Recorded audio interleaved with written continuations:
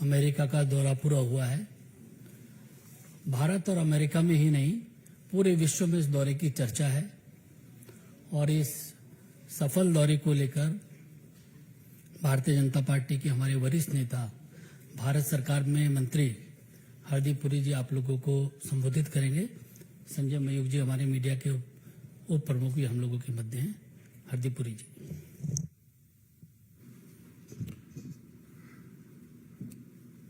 अनिल जी, बहुत बहुत धन्यवाद।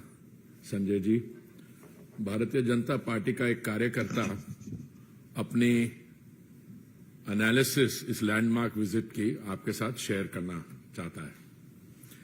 देखिए, मैं कॉन्फिडेंस से कह सकता हूं कि जो मेरा फॉरेन पॉलिसी और इंटरनेशनल रिलेशंस में पर्सनल एक्सपीरियंस है।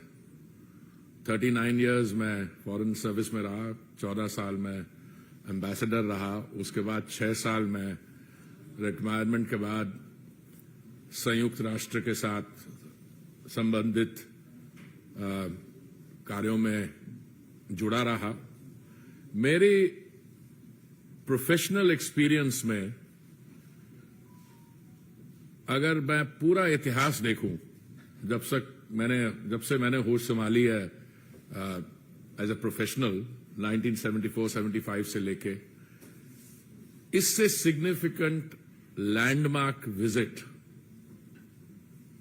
कम ही होंगे और इतने सिग्निफिकेंट भी होंगे। इससे ज्यादा तो बहुत मुझे जब आप इंटरनेशनल रिलेशंस की हिस्ट्री लिखते हैं तो कहते हैं किसी एक सेक्रेटरी ऑफ स्टेट किसी देश में गया, वो देश बंद था, उसकी ओपनिंग हो गई। मैं बता रहा हूं जैसे किसिंजर विजिट टू चाइना, पर उसका क्या रिजल्ट हुआ। भाई जरा फोन अपनी जरा बंद कर लें एक मिनट। मैं ये क्यों कह रहा हूं, कुछ तो इसमें एस्पेक्ट्स हैं जो सेल्फ एविडेंट है। हमने अपने टीवी स्क्रीन पे देखे जो न्यूयॉर्क में और वॉशिंगटन डीसी में माननीय प्रधानमंत्री जी की जो रिसेप्शन हुई, जो उनसे जो मिले thought leaders, business leaders, by partisan US Congress senators, जब माननीय प्रधानमंत्री जी ने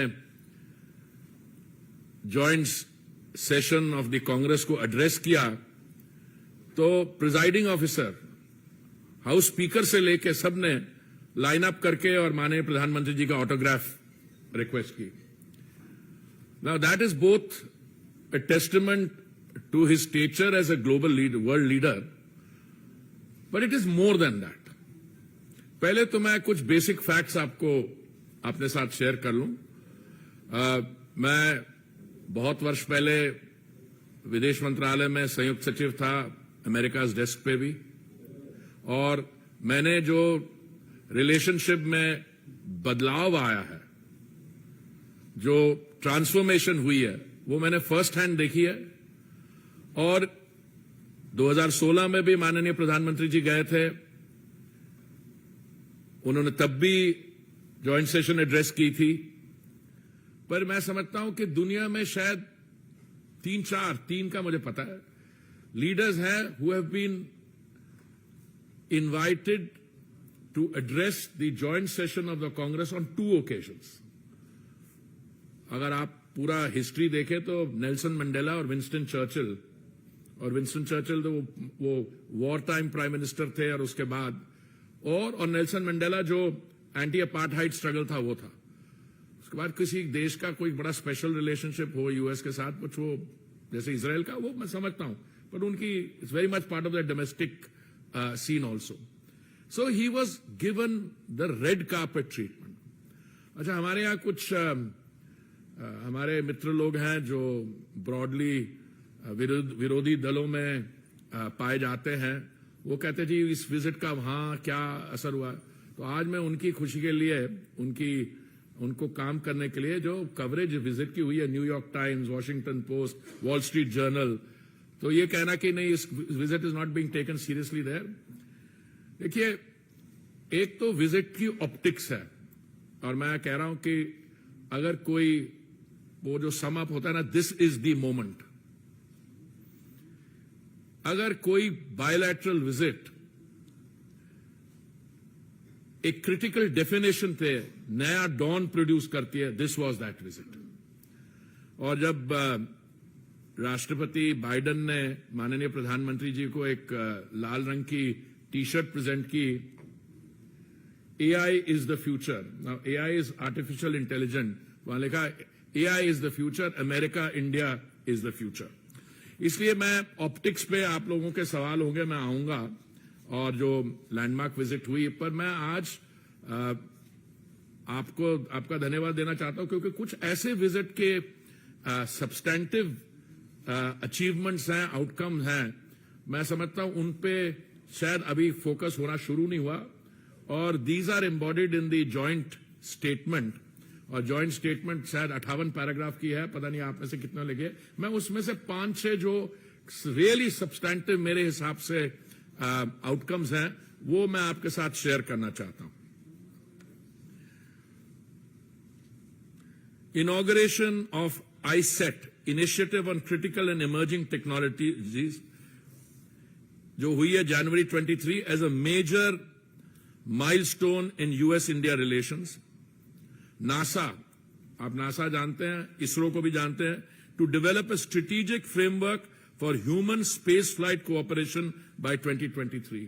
इसका आप महीना पूरा समझ रहे हैं, अगर इसरो और नासा कोऑपरेट करेंगी space flight, human space flight cooperation, उसका क्या मतलब है आगे जाते। और president Biden appreciated India's signing of the Artemis Accord, which will advance a common vision of space exploration for the benefit of mankind. देखिए, पहले हम टेक्नोलॉजी की बात करते थे, हम डिफेंस की बात करते थे, अब ये जो कटिंग एज कोऑपरेशन है स्पेस सेक्टर में। Strategic signing of an MOU on semiconductor supply chain and innovation, Micron Technology to invest up to $825 million to build a new semiconductor assembly and test facility in India. Creating secure and trusted telecommunications. Public-private cooperation between vendors and cooperation, India's Bharat 6G Alliance and US Next G Alliance, a trusted network, trusted sources, bilateral framework.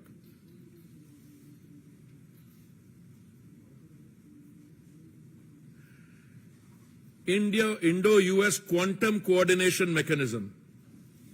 अभी हाल में आपने देखा था जो cabinet के decision हुए हैं हमारे यहां, और launch of a $2 million grant program under the US-India Science and Technology Endowment Fund for the joint development and commercialization of artificial intelligence and quantum technologies.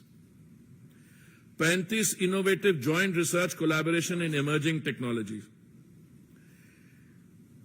US supports India's leadership as chair of the Global Partnership on Artificial Intelligence, applauded Google's intent to continue investing through its $10 billion India Digitization Fund.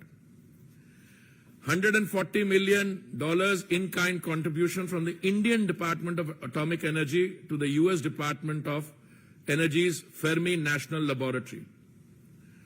अब आइए आप defence partnership पे। Defense Industrial Cooperation Roadmap, concluding a security supply arrangement and initiate discussions about reciprocal defense procurement agreement, और जो एक मैं समझता हूं बहुत ही महत्वपूर्ण इसमें MOU साइन हुआ है जनरल इलेक्ट्रिक और हिंदुस्तान एरोनॉटिक्स के बीच, जिसमें GE के F414 जेट इंजन्स का भारत में manufacture for the light combat aircraft Mark II, और आप जॉइंट स्टेटमेंट में पढ़े वहां पे it is to enable tech transfer as well. India's emergence as a hub for maintenance and repair for forward deployed US Navy assets, launch of US-India Defense Acceleration Ecosystem, or India plans to procure General Atomics MQ-9B HALE UAVs. अब आइए clean energy पे. US-India Climate and Clean Energy Agenda 2030 Partnership and Strategic Clean Energy Partnership, India's decision to co-lead the multilateral hydrogen breakthrough agenda, decarbonizing the transport sector, और मेरे मंत्रालय से एक जुड़ी हुई है ग्लोबल बायोफ्यूल्स अलायंस जो हम अपनी G20 की अध्यक्षता में फ्लोट कर रहे हैं जुलाई में, इसमें यूएस और इंडिया लीड ले रहे हैं। अच्छा, एक और अभी आप सब सुनते हैं कि ग्रीन एनर्जी की हम बात करते हैं, अगली जनरेशन की सारी ऑटोमोबाइल्स की रोल आउट इलेक्ट्रिक व्हीकल्स की है, तो एक बड़ी important, US welcomes India as the newest partner in the Minerals Security Partnership. Then, nuclear energy and global decarbonization, lifestyle and environment, life initiative हमारे प्रधानमंत्री का।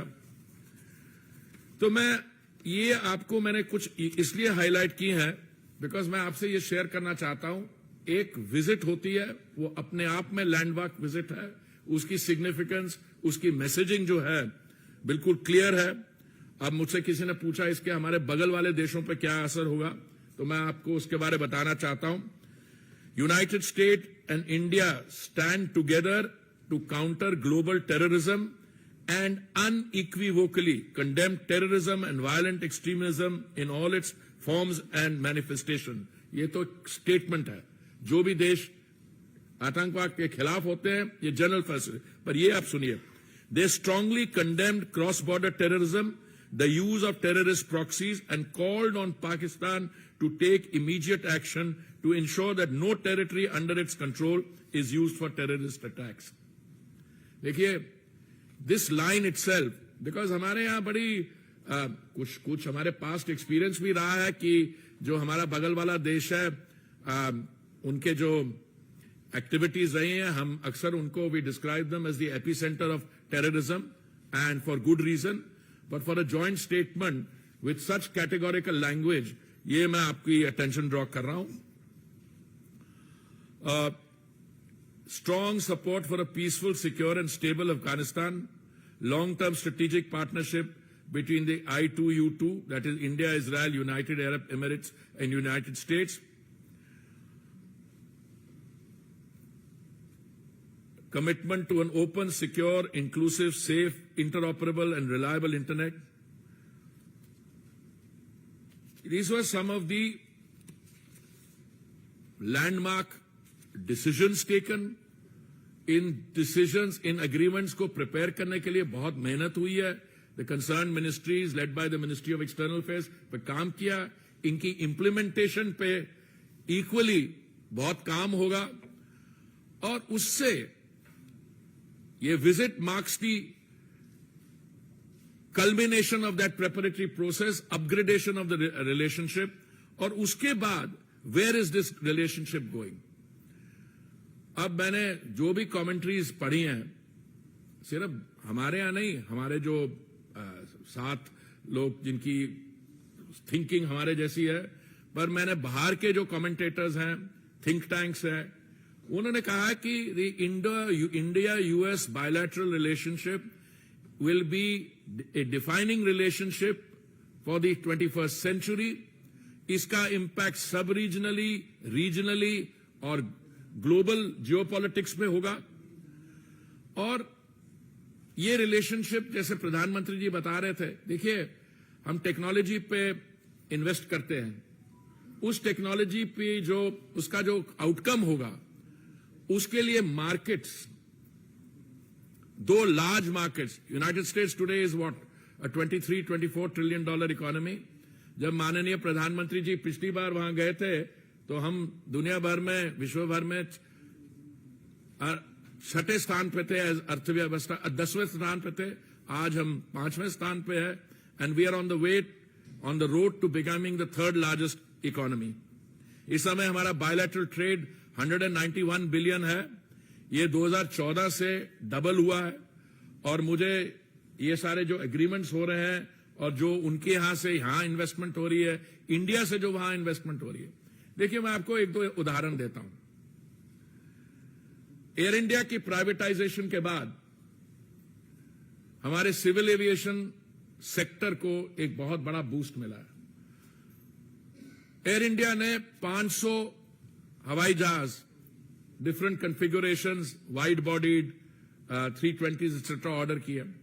और उसके साथ आप देखिए employment spin off United States में कितना हुआ है। एयर इंडिया ने ऑर्डर किए, अभी हाल में एक और प्राइवेट एयरलाइन ने, इंडिगो ने ऑर्डर किया है।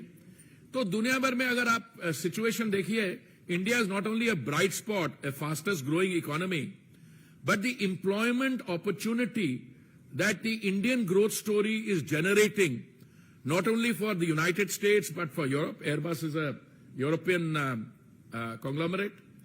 All this is happening and contributing to global growth. हमारे बीच में bilaterally trade disagreements रहे हैं. A very welcome feature of this is कि हमारे जो 6 trade dispute ongoing हैं, उनको हमने तय कर लिया कि इनको हम आपस में bilaterally resolve कर देंगे outside the World Trade Organization processes. मुझे पता नहीं हमारे यहां से कितने हमारे विद्यार्थी वहां पढ़ने जाते हैं, पर मुझे लगता है कि हम में सब लोग, हम जो बैठे हुए हैं, हमारे परिवार में से, हमारे जानने पहचाने वाले, एक उनको ये समस्या होती थी कि जो H1B वीजा पे गया या स्टूडेंट्स या कोई और काम करने गए हैं वहां पे, उनको अपने वीजा के रिन्यूअल के लिए देश से बाहर जाना पड़ता था। तो अभी एक पायलट प्रोजेक्ट शुरू किया है जिसमें एक एक्सपैंडेड पूल होगा बाद में H1B and L visa holders के लिए। तो उनकी जो वीजा रिन्यूअल्स हैं वो domestically without having to go abroad हो जाएगा। This was a long pending demand. अभी जैसे मैंने कहा, अभी तो ये it's only a pilot project, but this is likely to expand to get a much broader coverage.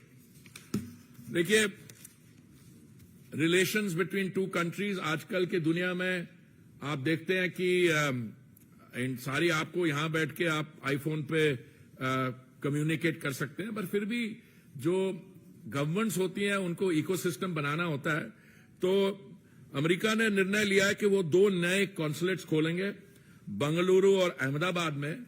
और हमने जो निर्णय लिया था पहले सिएटल में कॉन्सुलेट खोलने का, उसको हम ऑपरेशनलाइज करेंगे और दोनों देश तय करेंगे एक और इंडिया कॉन्सुलेट कहां खोलेगा। मेडिकल हेल्थ इशू एरियाज में बहुत ऑल्सो भी डेवलपमेंट्स हुए हैं और हमने उनका धन्यवाद किया। Repatriation of antiquities to India by the United States, interest in working quickly towards a cultural property agreement also. So I'll stop here. I'll be very happy to take questions both on the substantive outcomes and in any related aspect of the visit that you might have an interest in. जी, आप अब identify करिए। Sorry,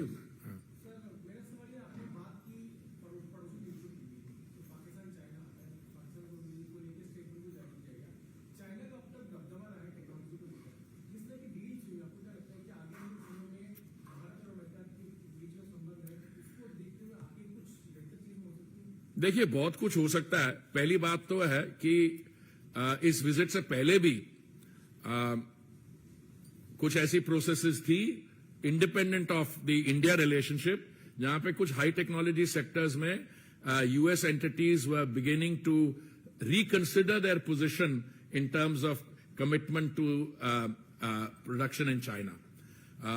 I am personally aware of many companies which decided to relocate their manufacturing facilities from the mainland People's Republic of China to other places. So as a result, many industries shifted out of China. Those are independent processes. देखिए, India और US quite independent of what happens in China. आप देखिए कि जो हमारा human resource है, आपके लोग जो यूएस टेक इंडस्ट्री में ऑलरेडी काम कर रहे हैं, जो सीईओज हैं। अब मैं आपको बताता हूं, मैं इसमें अपनी लिस्टिंग में नहीं की, गूगल और अमेजॉन दोनों $10 बिलियन और $15 बिलियन की इन्वेस्टमेंट इंडिया में की बात कर रहे हैं। अब वो जो इन्वेस्टमेंट होगी वो इंडिया में सिर्फ इन्वेस्टमेंट नहीं होगी, वो इन्वेस्टमेंट ग्लोबल गुड के लिए होगी और ग्लोबल इकोनॉमी के लिए होगी। अब जैसे एयर इंडिया ऑर्डर प्लेस करता है 500 एयरक्राफ्ट के लिए, बोइंग उसी समय अनाउंस करता है कि $100 मिलियन वो इन्वेस्ट करेंगे इंडिया में पायलट्स की ट्रेनिंग के लिए। तो ये सारी चीजें दे प्रोसीड साइमल्टेनियसली। अब जैसे सिस्को है, इट्स अ मेजर कंपनी, जब उनके सीईओ कहते हैं कि ये हमारे एक्सपेंशन प्लान्स हैं, that expansion plans not only affect and benefit the Indian economy, they benefit a lot of other processes. So sort of global जो MNCs हैं, देखिए अभी आप देख के चलिए दुनिया भर में अगर you do have a listing of all the major MNCs, the American MNCs are the they get the top listing. Indian companies also. अब जैसे ग्रीन हाइड्रोजन में वहां पे एक बड़ा एक उनका प्रोग्राम है टू इनकरेज ग्रीन हाइड्रोजन। हमारी कंपनीज भी इन्वेस्ट कर रही है वहां पे जाके, they want to take advantage of that. But if green hydrogen becomes as is expected to the fuel of the future, so this will benefit not only India and the United States, it will also benefit the transition from fossil fuel energy to pure green energy. Sir, Mohit Bhatt. Mohit from Times Council, we know that now it's having a very successful visit of the Prime Minister to US, and now he's going to Egypt. So there he'll be meeting the top leadership over there. He'll be also meeting Grand Mufti over there, sir. Now back in India, or when Rahul Gandhi goes out, he talks about Muslim unsafe in India. But when Prime Minister goes out, he will be given a red carpet welcome by the Grand Mufti of Egypt, sir. How do you see this? No, I see it very positively. Whether Mr. Gandhi is able to comprehend the importance of the Egypt visit, I don't know. But let me share with you something. India and Egypt have so much in terms of our past, in terms of the potential for further enhancement. I will just go back as ancient civilizations. I want to start there. We have our Indus Valley civilization. You have the, Egyptian, Mesopotamian civilization. You have the other links. Then you fast forward in history. You come to the post Second World War era, the decolonization. You have the era of Nehru, Nasser, and Tito. Okay? Then you come even forward. Egypt is a country which has been very active on the diplomatic front in the world. It has also a country with, major contribution to global processes.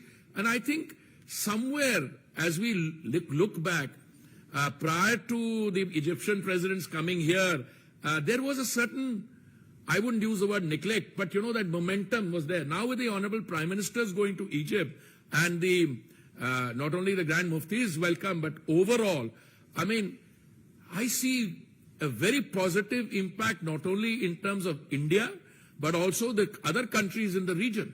And I think we have we've already got excellent relations with countries in the Gulf, very strong relations. There are relations in energy and other things. So I think in the overall conduct of our diplomacy and outreach, the Egyptian leg of the Prime Minister's visit, his 2-day visit there, I'm sure, I mean, he's, I think, scheduled to land at around 1500 hours our time. It will be another very significant outreach visit, and I'm sure that all of you will be monitoring the evolution of that visit literally minute to minute, as you did in the case of the US leg.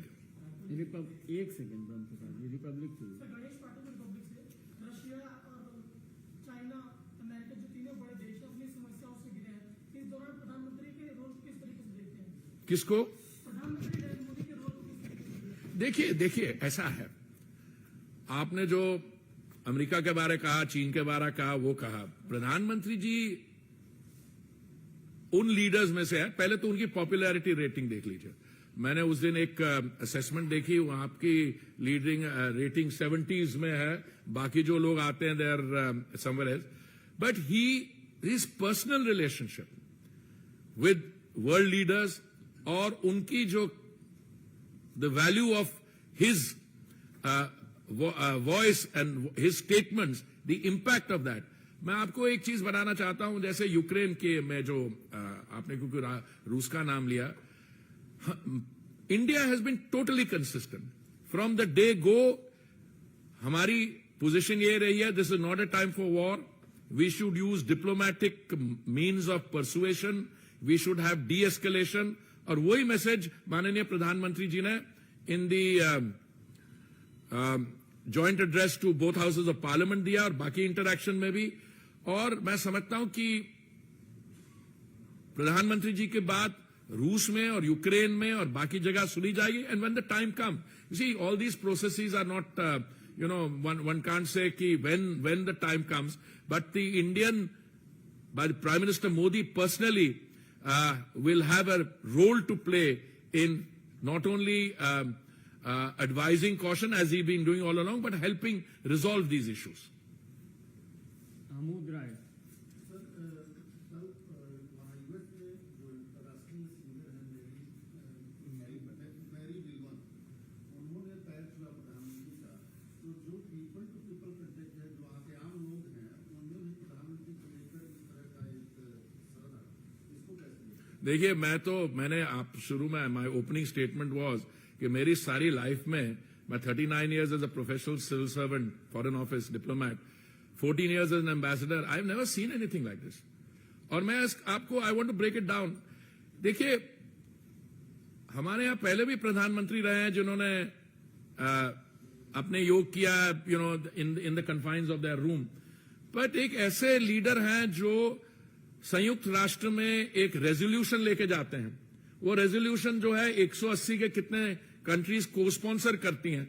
फिर on the संयुक्त राष्ट्र की general assembly के loans में जो योगा हुआ, उसका people to people impact अब समझ रहे, is not just India US. 135 देशों के रिप्रेजेंटेटिव्स ने उस दिन इस कार्यक्रम में भाग लिया और उन्होंने अपनी जो मैसेजेस सब जगह भेजा। मैं ब्राजील में रह चुका हूं, वहां पे मुझे पता है how popular yoga is there.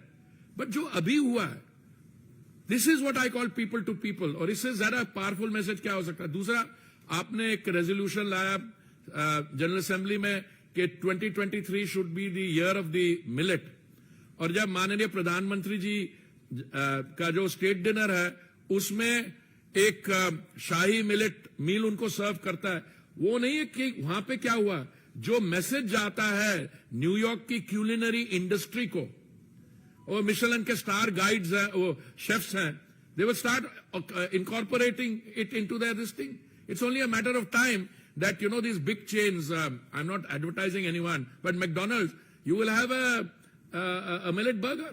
It's only a matter of time. दूसरा, मैं आपको एक और चीज बताता हूं. I'll come to Mary Miliband in a minute because that is really, I was so moved with her rendition of the national anthem, Jana Gana Mana. पर उससे पहले जो संयुक्त राष्ट्र की जनरल असेंबली में जो लॉन्स में जो योगा लीड कर रही थी अमेरिकन महिला, उसका powerful message, she was a properly world class yoga instructor. आपने वो जो फर्स्ट लेडी को गिफ्ट दिया 7.5 कैरेट का, how much of thinking has gone into that? 7.5, 75 years of India's independence. Green, not green because उसका texture कोई उसमें green tinge है, बिकॉज वो इको फ्रेंडली है. वो सोलर क्लीन एनर्जी से लैब में डायमंड बनाया गया है. देखिए, उसमें आत्मनिर्भरता is stamped all over it. Yoga again is a very strong expression of the Indian, क्या कहेंगे, सिविलाइजेशनल, हमारा हेल्थ, बॉडी, मेंटल, ये सारे जो हमारा वेलबींग सिस्टम है, yoga represents that. Millet equally, as a time when the world is facing a food crisis, or rice and all are heavily water consuming cereals. But now I come to Mary Miliband. देखिए, I have lived in New York, all right. I was India's ambassador there. मैं वैसे भी उसके बाहर रहा हूं.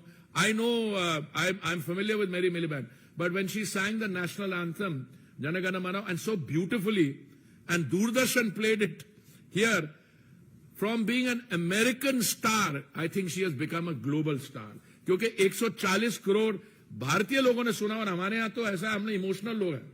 ये नहीं है कि गाना सुना, हमारा राष्ट्रगीत जिस with sheer passion.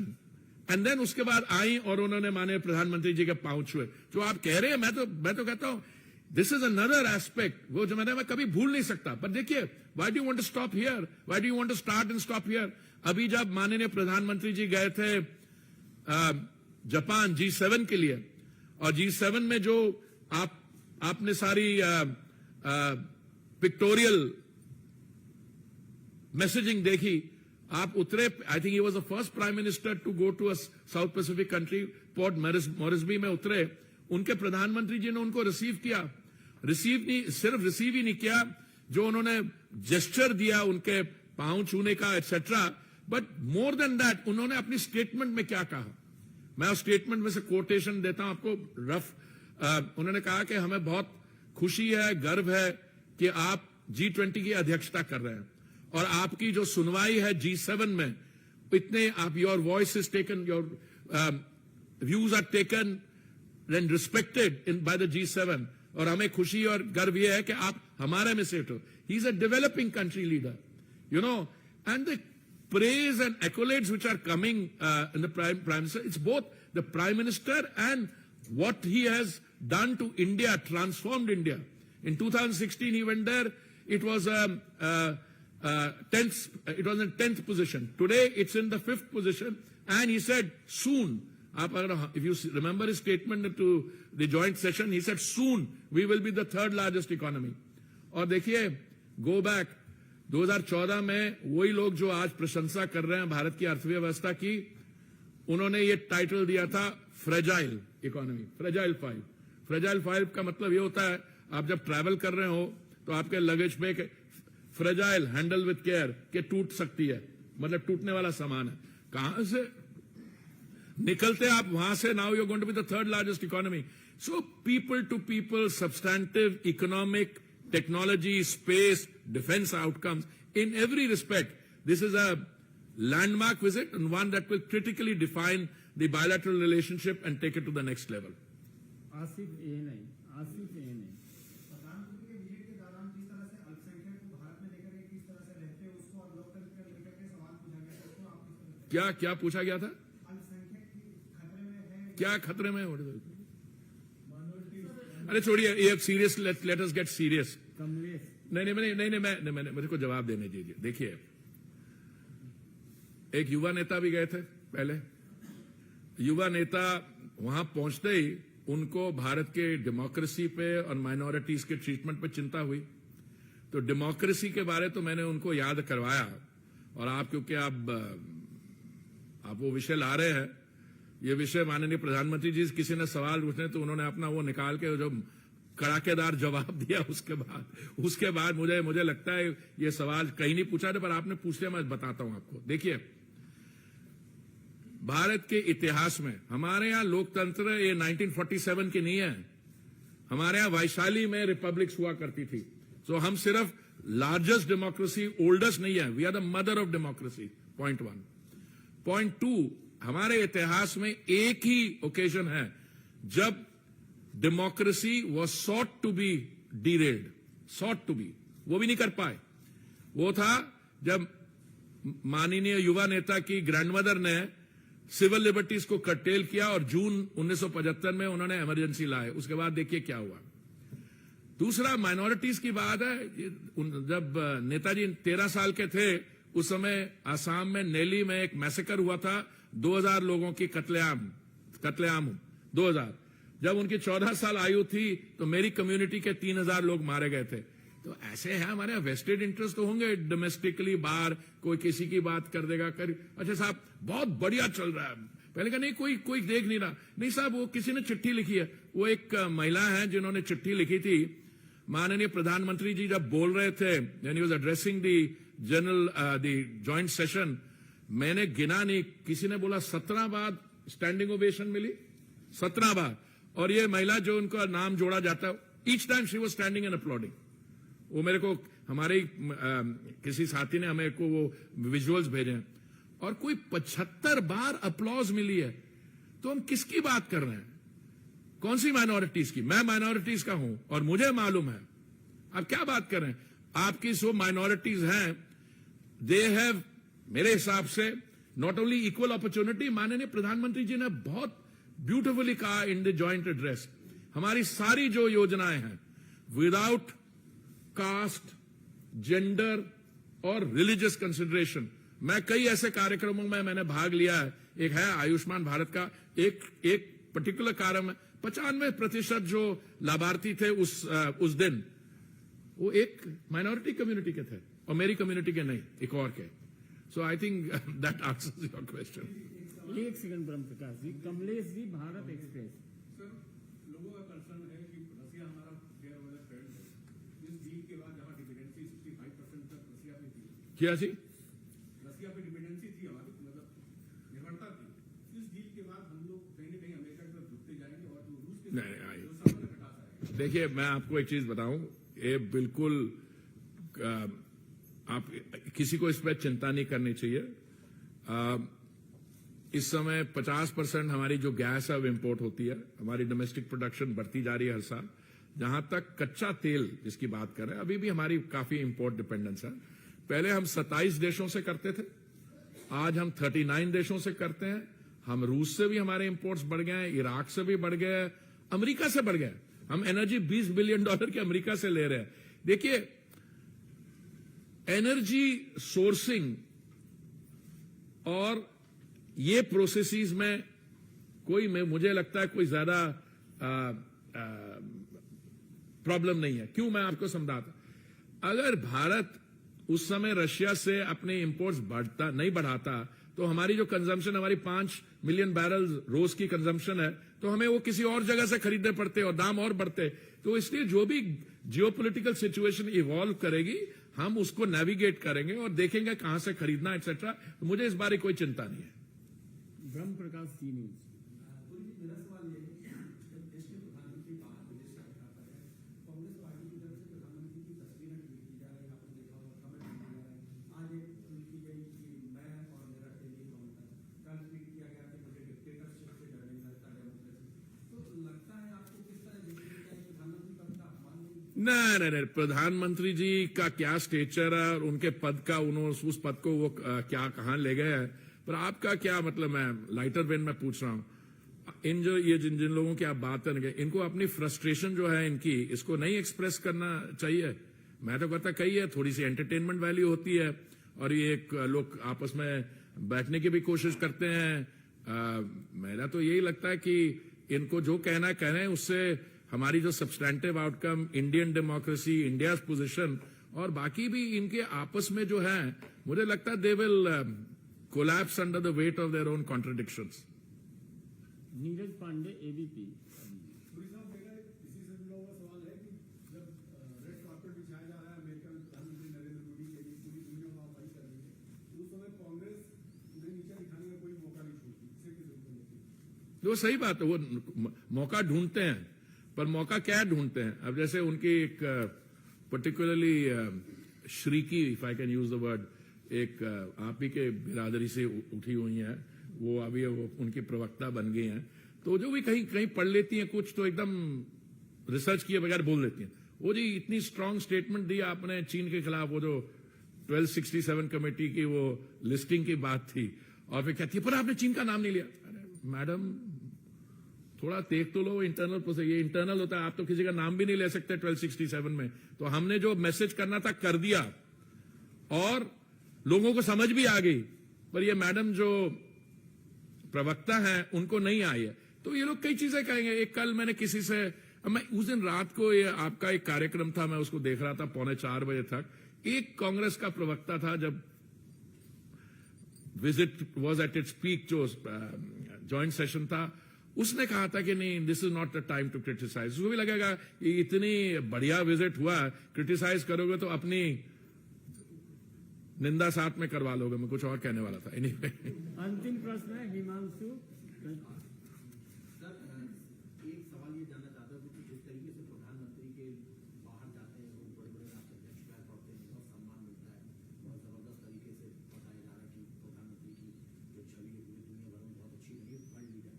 लेकिन भारत में ही कुछ लोग जो बोलते हैं प्रधानमंत्री की विजय के बाद में कि प्रधानमंत्री के डीएनए में ही लोकतंत्र नहीं है। हिंदुस्तान के अंदर इतनी ज्यादा फेमिनिस्टता बह गई है कि लोग एक दूसरे पर शक करते देखिए लोग क्या कहते हैं, ये द वेरी फैक्ट, वो कहते हैं लोकतंत्र खतरे में है, वो ऐसी बेहुदा बात कर देते हैं, वे शोज के बहुत यहाँ पे फ्रीडम ऑफ स्पीच है। मैं तो कहीं और से आया हुआ, मेरे 40 साल कहीं और स्पेंड किए थे, सुबह से लेकर शाम तक कोई ना कोई बेवकूफी की बात कर जाएगा, ट्रोलिंग कर देगा। देखिए ये जो मोटिवेटेड क्रिटिसिज्म पीएम साहब की हो रही है, हम क्या कहते हैं, आपको लगता है कि हमसे कोई गलत काम हुआ है या आपको लगता है इसमें कोर्स करेक्शन की जरूरत है, आप करिए, और हम कर रहे हैं। पर जब प्रधानमंत्री जी ने वहां पे ज्वाइंट सेशन को ऑफ द कांग्रेस को बोला कि हम 40 मिलियन मतलब 4 करोड़ लोगों को प्रधानमंत्री आवास योजना का वो दिया, it is bigger than the population of Australia. फिर उन्होंने कहा हमने इतना ये किया, that is the bigger than the population of South America. तो that is the real thing, that is what India has done. अब कोई कह रहा है कि ये लोकतंत्र नहीं है, तो क्या है ये? नहीं मेरे को बताइए। अगर यहाँ पे अच्छा ये लोग तो मतलब जो उनको सुबह उठते हैं उनको कुछ कहना है और फिर कोई ऐसी ऐसी बातें कर जाते हैं, तो then they discover that they got into a trap. बहुत बहुत धन्यवाद। धन्यवाद। कल किससे करवा रहे हैं आप?